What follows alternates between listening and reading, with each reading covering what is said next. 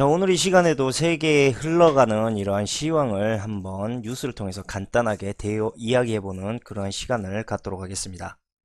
자, 여기 뉴스에서 보면 일단은 앞다투어서 로봇을 고용하는 유통업체들이라고 나오고 있습니다.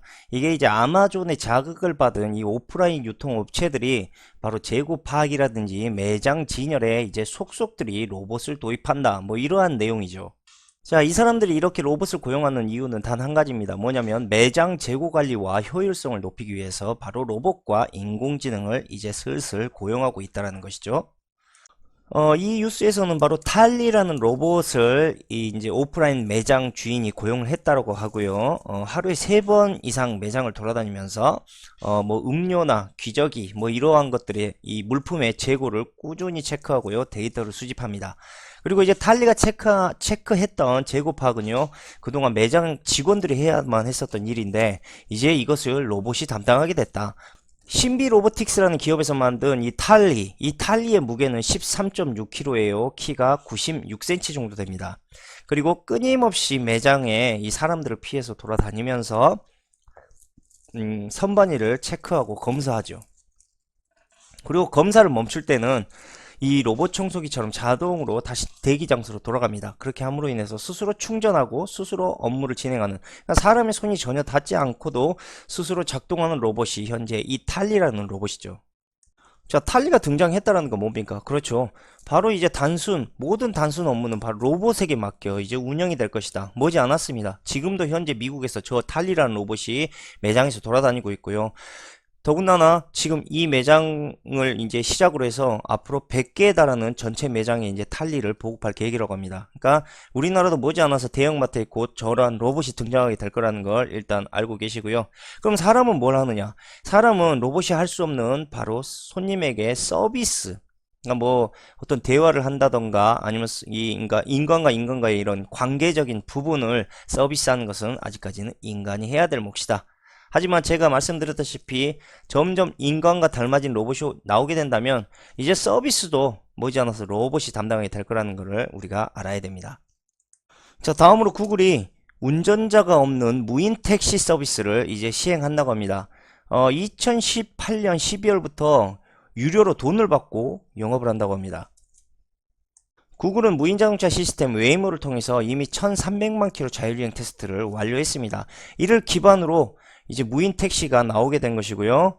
그 다음에 이 무인 택시가 아무런 문제 없이 이 운행에 문제가 없다, 차질이 없다, 그러면 이제 우리가 타고 있는 일반 차량에도 저 무인 시스템이 점점 적용될 그런 예정입니다. 웨이모는 순수하게 구글의 독자적인 기술력으로 만들어진 그러한 시스템은 아닙니다. 인텔과 협력을 했고요. 인텔은 바로 웨이모의 하드웨어적인 부분을 담당을 했고 소프트웨어적인 부분은 바로 구글이 담당을 했습니다. 그리고 유럽의 제기어와 랜드로버 이러한 영국계 자동차들이 바로 이러한 무인 시스템의 차량을 이런 웨이모를 통해서 적용시키려고 하고 있죠. 현재 무인 시스템의 가장 큰 승자로 볼 수 있는 게 바로 이 구글과 인텔이 만들어낸 웨이모고요. 현재 이 웨이모를 따라갈 만한 이 정도의 무인 시스템을 가지고 있는 기업들은 없습니다. 그렇기 때문에 최종적으로 로봇택시의 승자는 바로 웨이모가 될 것이다 라고 이야기하고 있고 2030년이 지나면 바로 시장의 60% 이상을 바로 이 무인 자동차가 점유하게 될 것이다, 이렇게 이야기를 하고 있죠. 자, 손정희도 2030년에 대해서 언급하면서 이 로봇 시스템이 인간과 매우 깊숙한 이제 교류를 바로 2030년도엔 이런 시스템이 흘러가게 될 것이다 라고 이야기했고, 또 무인 자동차 역시도 2030년을 현재 겨냥을 하고 있습니다. 자, 이게 우연은 아니라는 거죠. 2030년에 대한 의미를 우리가 뭘로 받아들여야 되냐면 바로 모든 어느 정도의 인공지능 시스템의 거시적인 기반이 다 완성되는 시점이 바로 2030년도라고 보시면 됩니다. 그러니까 2030년은 이제 세상이 급변하기 시작하는 그런 과도기가 시작된다라고 보시는 이러한 시점이라고 보셔야 됩니다. 그러니까 정확히 대략 12년 정도 남은 것 같네요. 우리가 바라보고 있는 세상이 생각보다 아주 급진적으로 변해가고 있다는 것을 다시 한번 아셔야 되고, 불과 10몇 년 만에 무인자동차의 이 세계 시장이 60% 이상이 이 무인자동차로 점유될 거다. 이것부터가 벌써부터 우리가 엄청나게 빠르게 세상이 현재 변해가고 있구나, 그리고 2030년 이후부터는 앞으로 우리가 생각했던 것보다 더 급진적으로 이제 변하게 될 것이구나 라는 것을 우리가 일단 알아야 됩니다. 그러니까 뉴스나 손정희가 바로 2030년을 이야기하는 거는 다 이유가 있는 거예요. 우연은 아니라는 이야기죠. 자, 이로써 구글이 무인 자동차 시스템에서 거의 독점적인 위치에 선 건 확실하고요.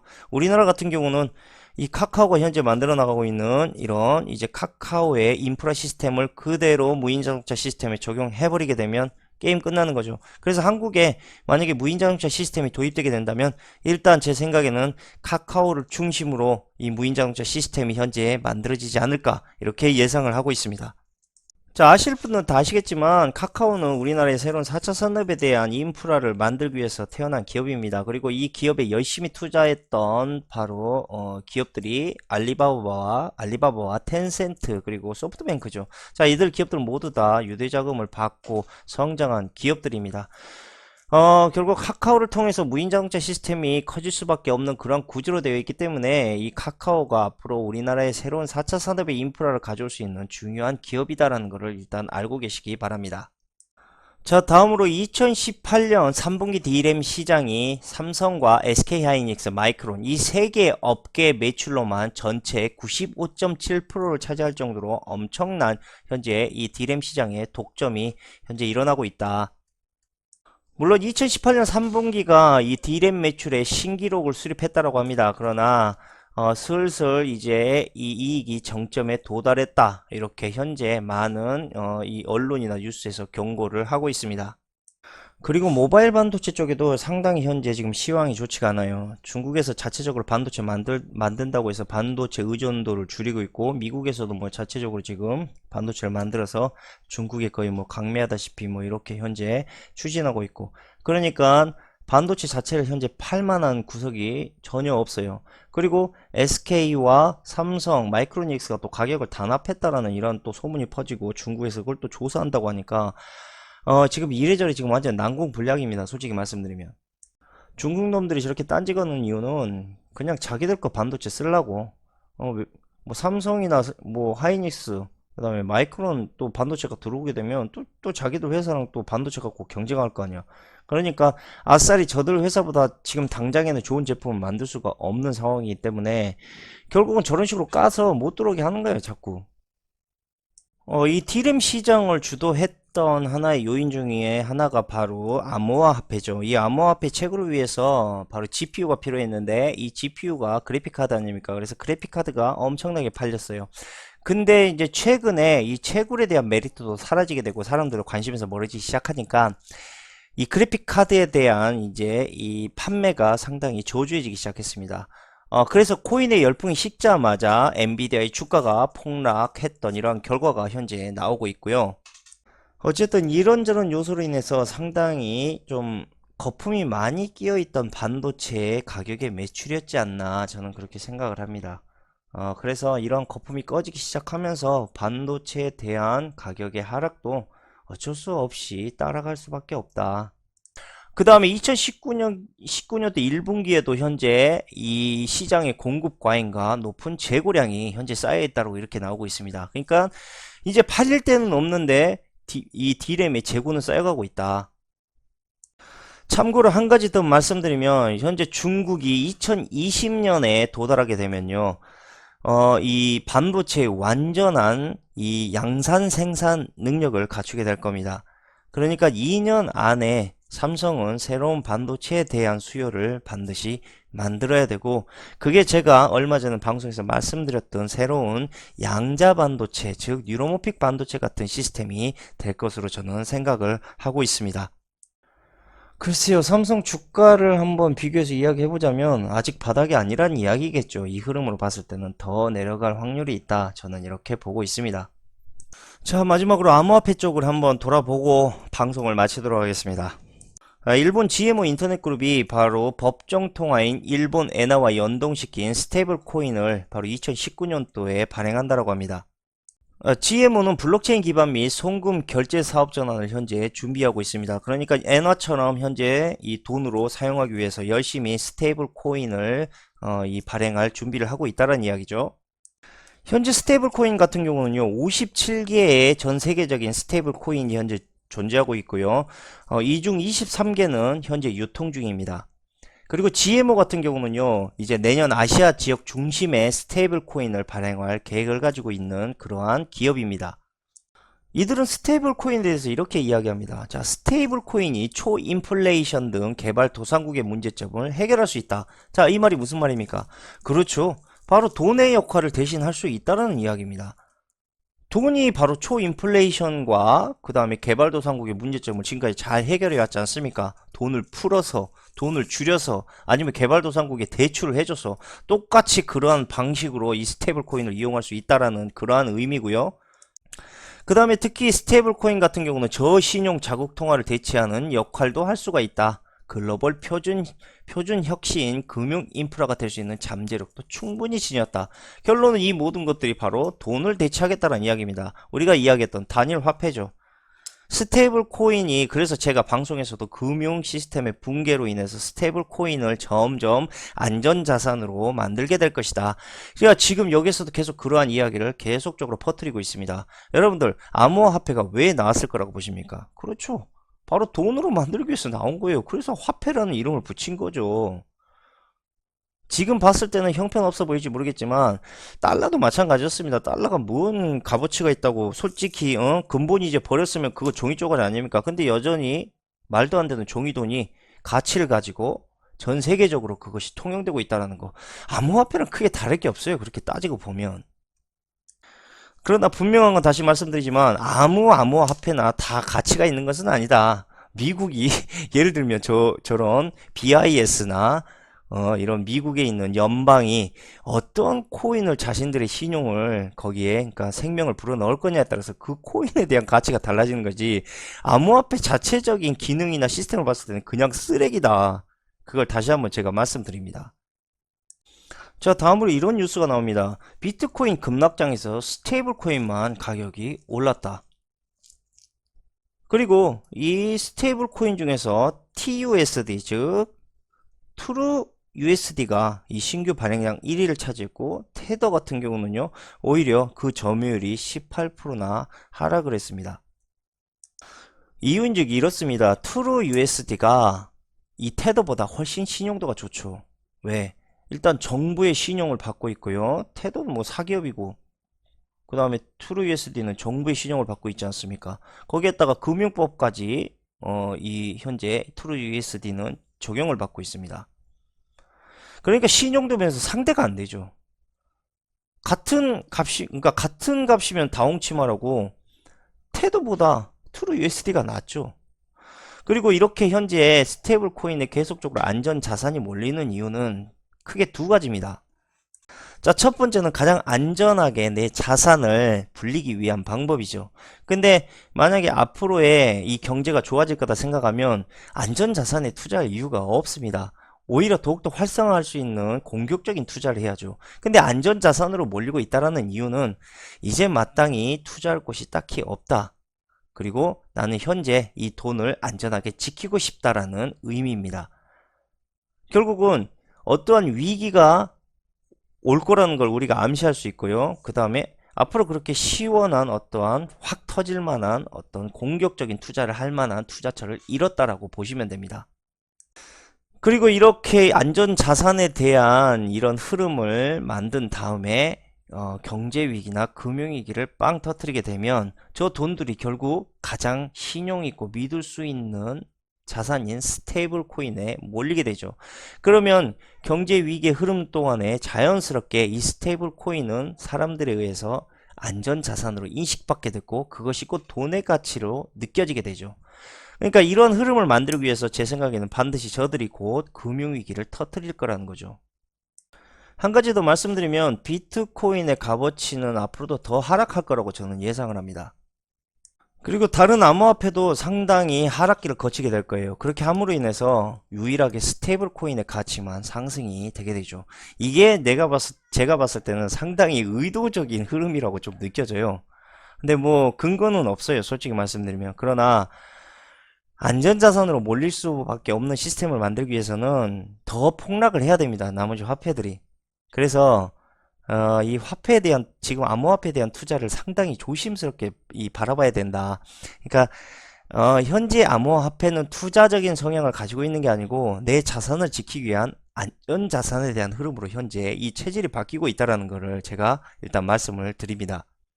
이 비트코인의 가격이 다시 오를 거다. 솔직히 저는 솔직히 좀 힘들 거라고 봅니다. 그러니까 이거 뭐 이 존버 정신으로 막 버티는 사람들이 있는데 비트코인이 다시 올라야 될 이유가 없어요. 참 안타까운 사실이.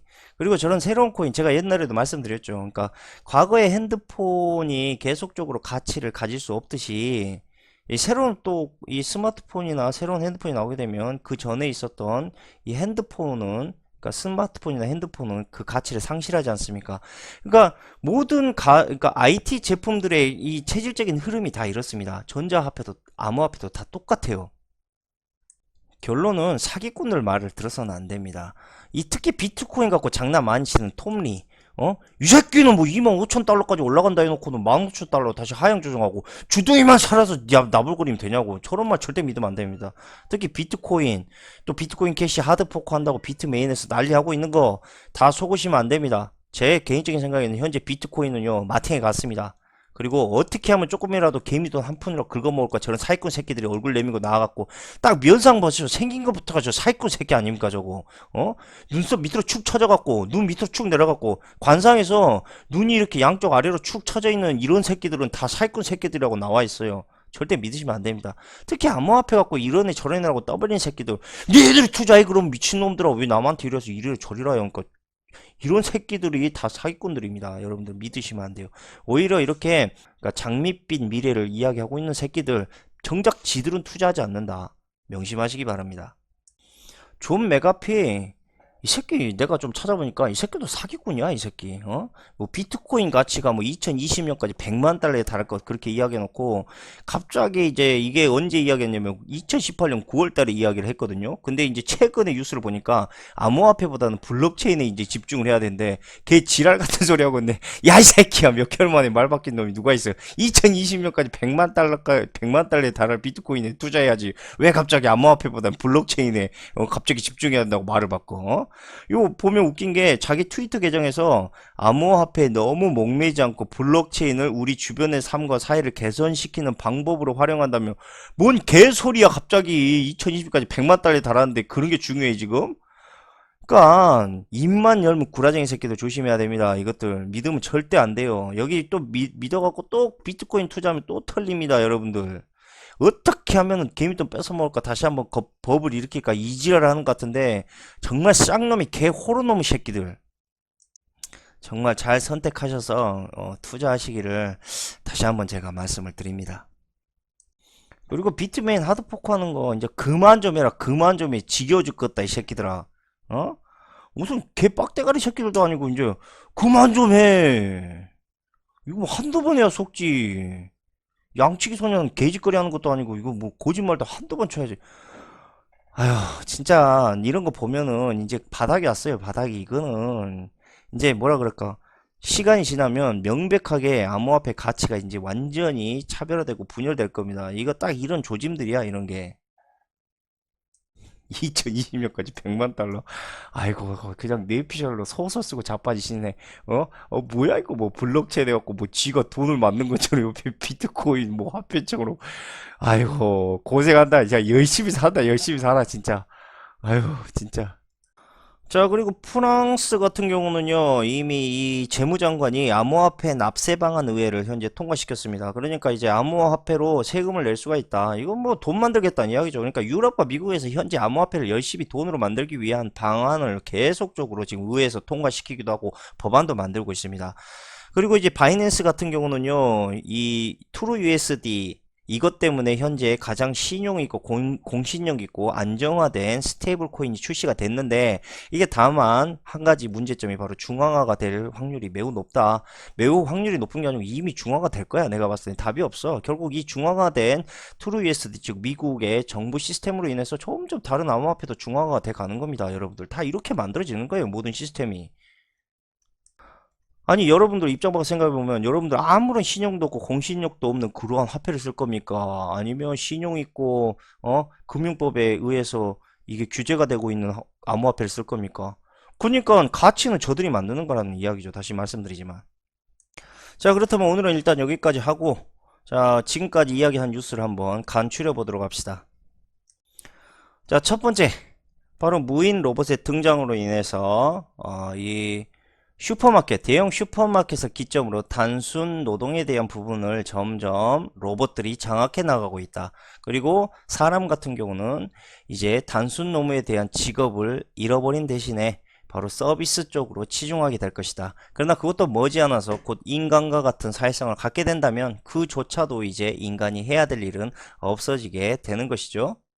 물론 여기서 끝이 아닌 구글, 즉 알파벳의 구글의 모회사인 알파벳의 이 웨이모를 이용해서 현재 이 무인 자동차 시스템을 점점 활성화시키고 있다. 그 첫 번째로 바로 유럽과 미국의 택시, 무인 택시를 기점으로 현재 이게 퍼져나가고 있고, 그 다음에 제규와 렌지로버의 이런 자동차의 무인 시스템 상용화의 협력으로 인해서 더욱더 가속화될 것이다.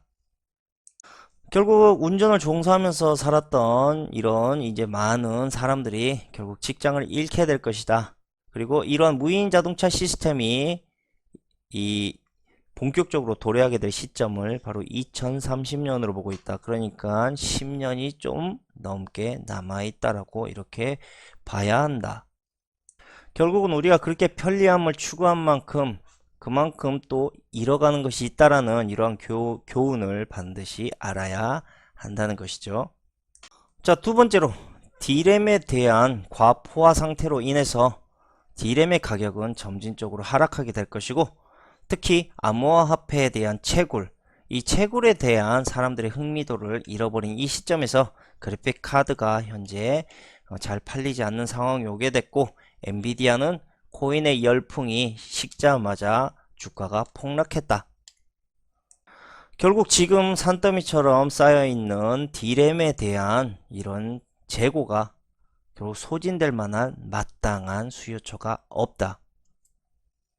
그 여파로 인해서 D램 시장은 2018년 3분기부터 포화 상태에 이르게 되고 점진적으로 가격이 하락하는 이러한 현상을 보이게 될 것이다.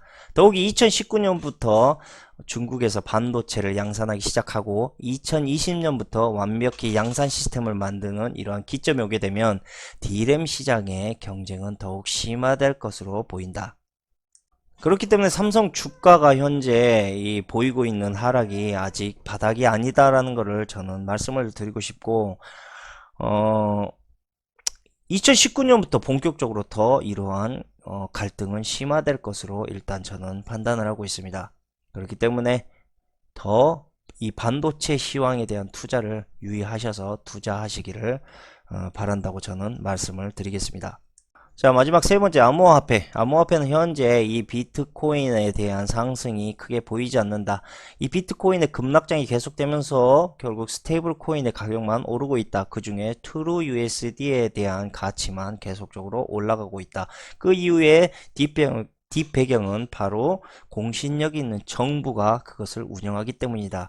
그리고 늘 사기꾼들 조심해라. 특히 톰리, 그 다음에 메가피, 이 두 사기꾼은 저는 절대 믿지 않는 사기꾼이다라는 것을 말씀을 드립니다. 그리고 현재 이 암호화폐에 대한 체질은 이젠 투자에 대한 체질보다 안전자산을 지키기 위한 그러한 체질로 변하고 있다. 그리고 이러한 증전은 결국은 안전자산으로서 내 돈을 지키기 위한 의미가 매우 크기 때문에 머지않아서 어떤 금융위기에 대한 우려를 분명히 생각하고 현재 스테이블 코인에 열심히 저 돈을 쳐받고 있는 것이다 그렇게 볼 수가 없다. 만약에 미래적으로 경제가 훨씬 더 화랑이 될 거라고 예상을 했다면 더 공격적인 투자를 했어야 될 자본이 현재 안전자산에 몰려있다. 그래서 암호화폐에 대한 투자에 대한 부분을 앞으로 그 시각을 확실히 바꿔서 이제는 암호화폐 체질이 바뀌었구나라는 걸 깨닫고 투자에 유의하시기 바라고, 특히 조심해야 될 사람 다시 말씀드리지만 톰리, 메가피, 우지완 절대 믿으면 안 되는 사람들이다. 여러분들의 돈을 어떻게 하면 한 푼이라도 더 뺏어 먹을까 고민하는 인간들이기 때문에 이 사기꾼들의 말은 절대 믿지 마시라는 걸 다시 한번 말씀드립니다. 자, 오늘 이렇게 세 가지의 주제로 방송을 또 이제 정보를 알려드렸는데, 지금 이런 정보를 찾아보면서 제가 느낀 게 지금은 상당히 하락장에 있는 이 상황이다. 지금은 투자할 때가 좀 아닌 것 같아요. 여러모로 지금 봐도. 그렇기 때문에 다시 한번 이 투자에 유의해야 될 그러한 시기가 왔다. 그리고 지금이 바닥은 아니다. 이걸 다시 한번 제가 말씀드리면서 오늘 방송은 여기에서 마치도록 하겠습니다. 감사합니다.